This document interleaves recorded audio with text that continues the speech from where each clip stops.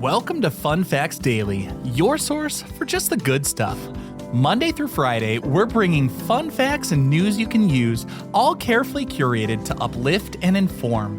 So give yourself a break, relax, and learn something awesome in just a few minutes every day. Hi everyone, I'm Kyle Wood, and today we're going to be learning about the interesting origins of some everyday expressions. This one was a fan request, so thank you, Sydney, for suggesting the topic, and hope you enjoy the episode. If there's something you want to learn more about, you can always suggest a topic by leaving a comment on Spotify or emailing funfactsdailypod@gmail.com. Now, as always, let's warm up our brains with a little challenge to see if you can tell fact from fiction. Consider this. Some say the phrase "spill the beans" dates all the way back to ancient Greece, where the voting system was based on citizens dropping colored beans into a jar to cast secret ballots. According to legend, if the jar was accidentally knocked over, the top secret results were prematurely scattered across the floor for everyone to see. What do you think? Is this an actual fact or just too good to be true? We'll find out at the end of the episode.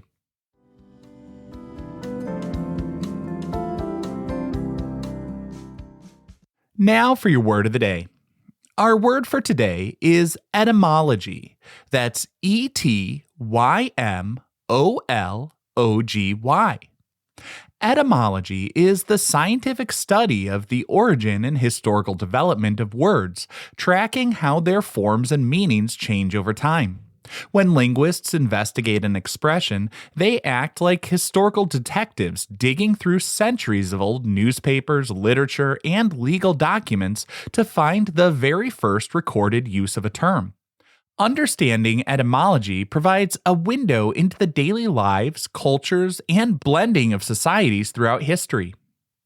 The etymology of the word etymology stretches back to ancient Greece. It comes from the Greek word etymon, which translates to the truest sense or literal meaning of a word, combined with the suffix logia, meaning the study of. The ancient Greeks believed that analyzing a word's structural roots could unlock the fundamental truth of the object or concept it described. Today, we use it more broadly to map our constantly evolving language.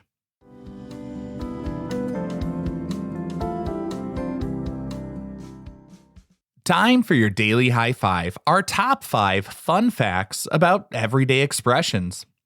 Number 1. The incredibly common word okay actually started as a joke in a Boston newspaper back in 1839.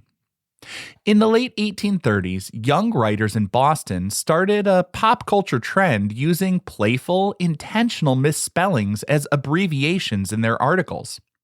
On March 23, 1839, an editor for the Boston Morning Post published a satirical article about a local group and used the letters OK to stand for a playful misspelling of all correct, spelled OLLKORRECT.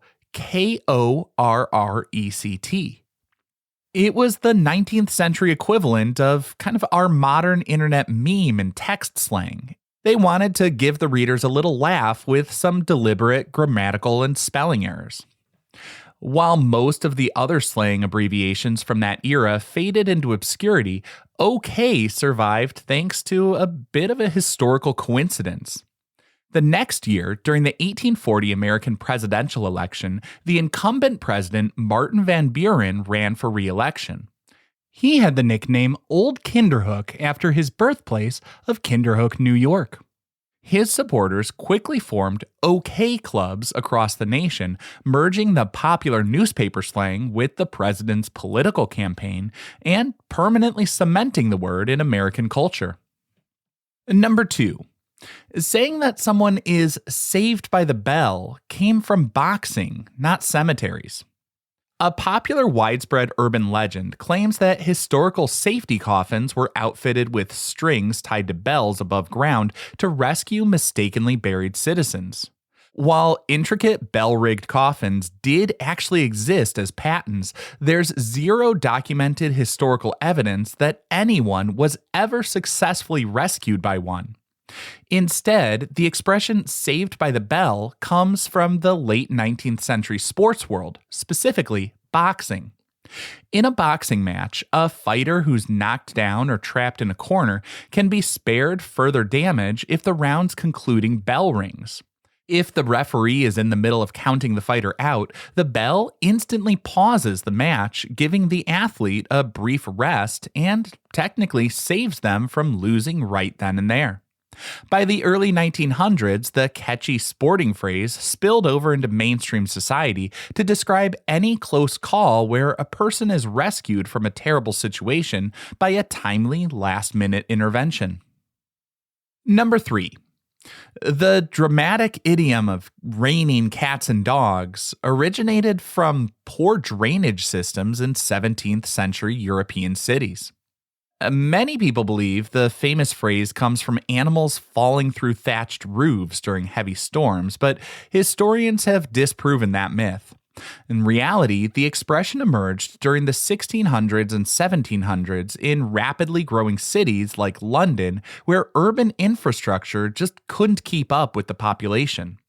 The streets were narrow, unpaved, and featured a single shallow trench down the middle designed to wash away waste. Because there were no modern sanitation departments, the streets and alleys were unfortunately filled with heavy debris, garbage, and a tragic number of stray animals. When an incredibly intense rainstorm hit the city, all that water could quickly overwhelm the primitive shallow drainage trenches. The resulting flash floods rushed down the sloped streets with enough force to sweep up all the heavy debris accumulated in the alleys. The writer Jonathan Swift even documented this grim phenomenon in a poem in 1710, describing how a torrential downpour literally washed the stray cats and dogs down the street in plain sight. People watching the floating animals and debris from their windows began saying it was raining cats and dogs as a literal description of what the stormwater brought to their doorsteps. Number 4.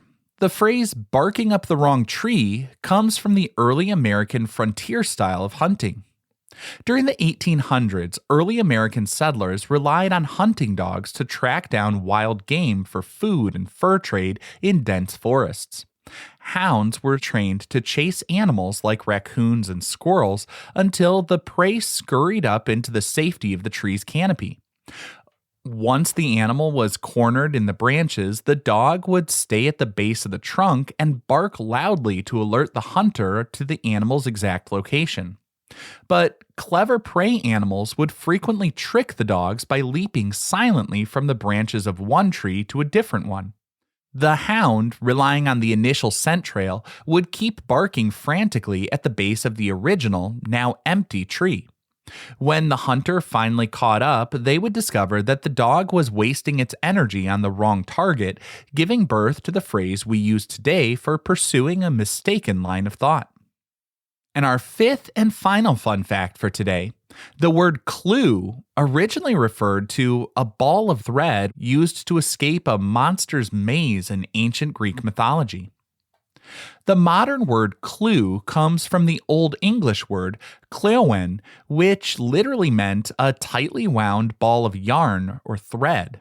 For centuries, English speakers only used the word when talking about knitting, weaving, or sewing materials. Its transformation into a word meaning a piece of evidence used to solve a mystery happened because of a famous story from ancient Greek mythology. In the story of the Minotaur, a brave hero named Theseus is tasked with entering a massive, confusing labyrinth to defeat a half-man, half-bull monster. A princess named Ariadne hands Theseus a magical ball of golden thread. Theseus ties one end of the thread to the entrance of the labyrinth and unravels the ball as he walks into the dark stone corridors.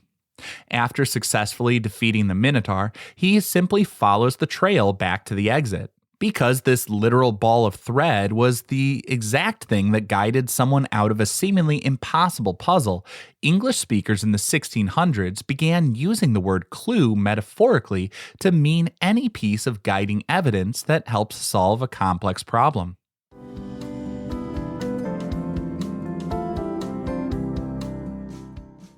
Now for some news you can use. Since we're learning all about words and phrases today, it seems appropriate to share a little tip to improve your communication skills. If you want to instantly boost your public speaking confidence and sound more articulate, your best trick is to replace your filler words like ah, or like with a deliberate silent pause. Filler words are linguistic habits that our brains use when they're frantically trying to figure out the next sentence. When you catch yourself about to say simply close your mouth, take a breath, and let a second or two of silence fill the gap. Listeners perceive intentional silence very differently than they perceive those verbal fillers. A continuous string of ums will make a speaker sound nervous or unprepared, but brief pauses actually make you appear calm, thoughtful, and authoritative. The silence gives your audience a quick moment to digest your last point while giving your brain the crucial time it needs to formulate your next thought.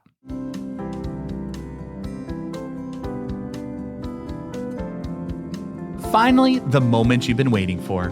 At the beginning of the episode, I asked, is it true the phrase spill the beans comes from the ancient Greek voting system of colored beans for secret ballots? Well, this one's a fallacy. It sounds logical, but historians have shown that ancient Greeks actually used pebbles or small bronze discs rather than beans to cast their secret votes. The real truth behind spill the beans is much more modern. It came from the United States in the early 20th century. At that time, the word spill was commonly used as slang meaning to talk, and the word beans frequently referred to information or items of small value. When combined, the phrase originally meant to ruin a situation or upset a dynamic by talking too much. Over time, newspapers and detective novels popularized the phrase to specifically mean revealing a tightly kept secret or exposing a hidden truth prematurely. Now, I hope you enjoyed learning a bit about the history of everyday expressions. Be sure to tune in every weekday for even more fun facts. Fun Facts Daily is an Airwave Media podcast. It was written, recorded, mixed, and edited by me, Kyle Wood. Thanks for sharing a part of your day with me. Be sure to follow Fun Facts Daily on your favorite podcast app so you can keep the good stuff coming your way every day. And if you like the show, please do me a favor and leave a kind rating, review, or just tell your friends about it.